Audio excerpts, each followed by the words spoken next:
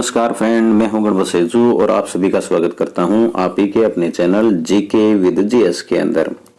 आज का जो वीडियो है मित्रों वो रहने वाला है आपके राजस्थान के भौतिक प्रदेश, जो कि आज ये जो अपनी वीडियो सीरीज चल रही है वो है आपके हमारा राजस्थान एनसीईआरटी जो बुक है उसका पूरा A to Z सारा आपके सामने लेके आता हूं, जो कि आपके रीट है, ग्रेड फर्स्ट है, ग्रेड सेकंड है, उसके अंदर कंप्लीटली हो पूछा जाने वाला है।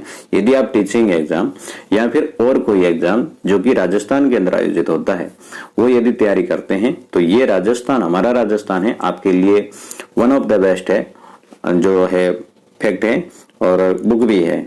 इसको मैं आपके ओनली क्रीम है आपके सामने लेके आ रहा हूं, ताकि आपको फालतू की चीजें पढ़ने की आदत भी ना पड़े और अपने माइंड में स्टोरेज भी करनी ना पड़े। तो चलिए वीडियो को करते हैं स्टार्ट। राज्य का पश्चिमी भाग मरुस्थलीय है, वो पूर्वी भाग क्या है, पठारी है। तो पश्चिमी भाग तो आपका कैसा है, मरुस्थलीय है, और पूर्वी भाग कैसा है, पठारी है। ठीक है, अपन क्या पढ़ रहे हैं, राजस्थान के भौतिक प्रदेश है। ओके, चलो, भू संरचना के आधार पर राजस्थान को 4 भौतिक भागों में बांटा गया है। याद रखोगे राजस्थान को कितने भौतिक प्रदेशों में बांटा गया है, तो है आपका आंसर 4। पहला है थार का मरुस्थल। तो थार का मरुस्थल का विस्तार है मित्रों 12 जिलों में है, राज्य के 12 जिलों में है और लगभग 61% भाग पर यह फैला हुआ है। यदि जनसंख्या की बात करें थार के मरुस्थल में, तो राजस्थान की 40% जो जनसंख्या है थार के मरुस्थल में निवास करती है।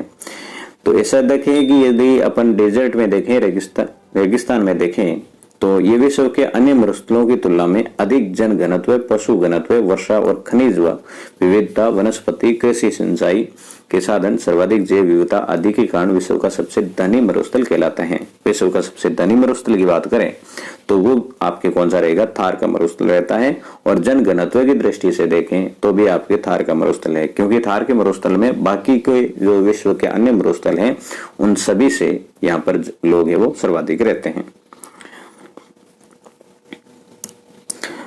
फिर है आपका ग्रेट इंडिया डेजर्ट, भारतीय महामरुस्थल। अब देखो, भारतीय महामरुस्थल अलग चीज है और थार का मरुस्थल अलग चीज है, ध्यान रखोगे।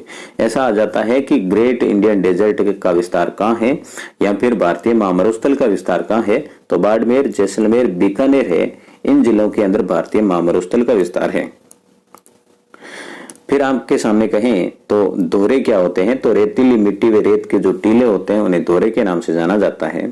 इन्हें धरातलीय विशेषताओं के आधार पर, किसको, थार के मरुस्थल को धरातलीय विशेषताओं के आधार पर मरुभूमि, गग्गर का मैदान, अर्ध मरुस्थलीय भाग, नागौर की उच्च भूमि तथा अंत प्रवाही प्रदेशों में विभक्त किया गया है। अब बात कर लेते हैं अपन हमारे राजस्थान टॉपिक में से अरावली पर्वत माला।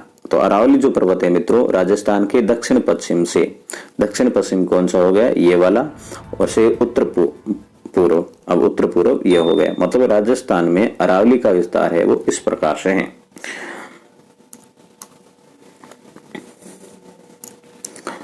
राजस्थान को 2 भागों अर्थात पूर्वी राजस्थान और पश्चिमी राजस्थान के में विभाजित करती है कौन, अरावली। अब देखो, अरावली के दक्षिण में गुजरात के खेड़ ब्रह्म से उत्तर में दिल्ली की रायसीना तक 692 किलोमीटर है इसकी लंबाई है। तो अरावली की टोटल लंबाई 692 किलोमीटर है, जो कि गुजरात के खेड़ ब्रह्म से लेकर, दक्षिण में गुजरात के खेड़ ब्रह्म से लेके उत्तर में दिल्ली की रायसीना तक है। राजस्थान की इसको जीवन रेखा भी कहा जाता है और मरुस्थल के पूर्व की ओर प्रचार जो है उसको भी यह रोकती है।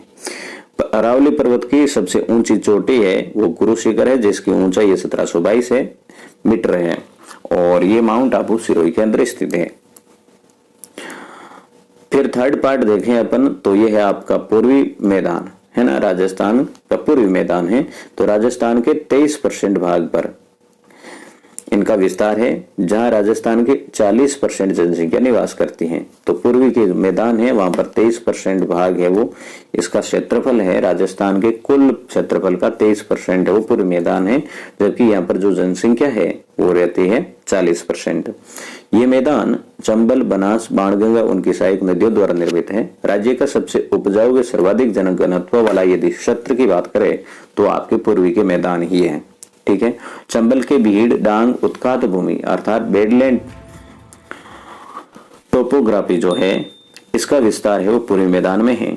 फिर इसी पूर्वी मैदान में एक नाम आ जाता है यदि आप पढ़ते हैं तो 56 का मैदान। 56 का जो मैदान है मित्रों वह 56 गांवों के समूह वह 56 नदी नालों से निर्मित मैदान है।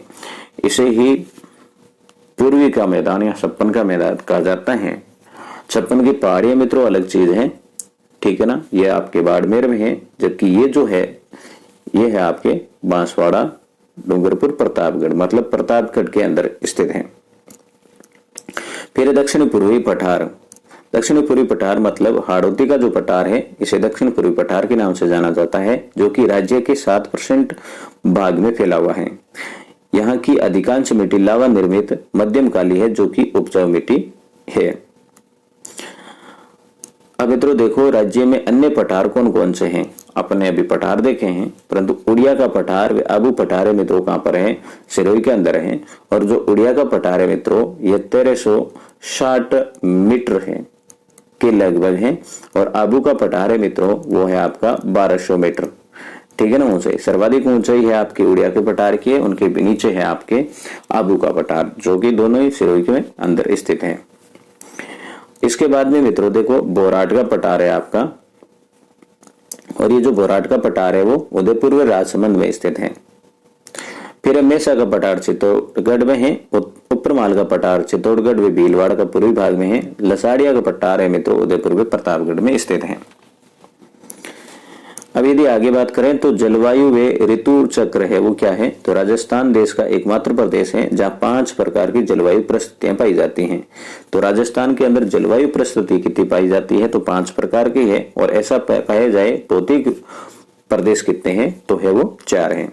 5 जलवायु परिस्थितियां कौन सी हैं, तो ये 5 जलवायु परिस्थिति देख लेते हैं। शुष्क मरुस्थलीय जलवायु, अर्ध शुष्क मरुस्थलीय जलवायु, उप आर्द्र जलवायु, आर्द्र जलवायु और अति आर्द्र जलवायु। राजस्थान भारत के अन्य प्रदेशों की तुलना में अधिक शुष्क है। फिर आगे देखो राजस्थान में ऋतुएं हैं वो कितनी हैं, तो राजस्थान में मित्रों ऋतुएं हैं वो 3 है। ग्रीष्म ऋतु, ग्रीष्म ऋतु में क्या है इनका जो तापमान है 30 से 40 डिग्री सेंटीग्रेड तक पहुंच जाता है। और ग्रीष्म ऋतु है जैसलमेर, बाड़मेर, बीकानेर, जोधपुर, गंगानगर, चूरू में तापमान है यहाँ पर 40 से 45 डिग्री सेल्सियस हो जाता है। सर्वाधिक दैनिक व वार्षिक तापांतर भी ग्रीष्म ऋतु में ही देखने को मिलता है।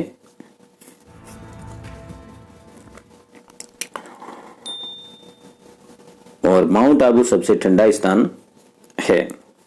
राजस्थान का सबसे ठंडा स्थान कहें तो आपका कौन सा है, माउंट आबू।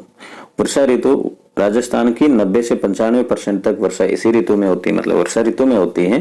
मानसूनी हवाएं जुलाई से सितंबर के मध्य चलती है। सर्वाधिक वर्षा बंगाल की खाड़ी के मानसून से पूर्वी राजस्थान में। अब देखो सर्वाधिक वर्षा है वो कौन से मानसून, बंगाल की खाड़ी के मानसून से पूर्वी राजस्थान में क्षण अथवा अरब सागर मानसून के से पश्चिमी राजस्थान में इसका प्रभाव होता है। सर्वाधिक वर्षा वाला जो आर्द्र जिला है वो झालावाड़ है, जबकि स्थान है वो माउंट आबू है। सबसे कम वर्षा है वो जैसलमेर के अंदर होती है। फिर आपके सामने देखो कि शीत ऋतु है। शीत ऋतु को मावट भी कहा जाता है, पश्चिमी विक्षोभ भी कहते हैं। शीत ऋतु में होने वाली वर्षा जो कि गेहूं की फसल के लिए लाभदायक है, ये है मावट, ठीक है ना। शीत ऋतु में कौन सी वर्षा होती है, मावट होती है। तो मित्रों देखो आपके लिए हमारा राजस्थान एनसीईआरटी बुक है वो आपके लिए पूर्णतः डिस्कशन के रूप में और फैक्चुअल रूप से लेके आ रहा हूं।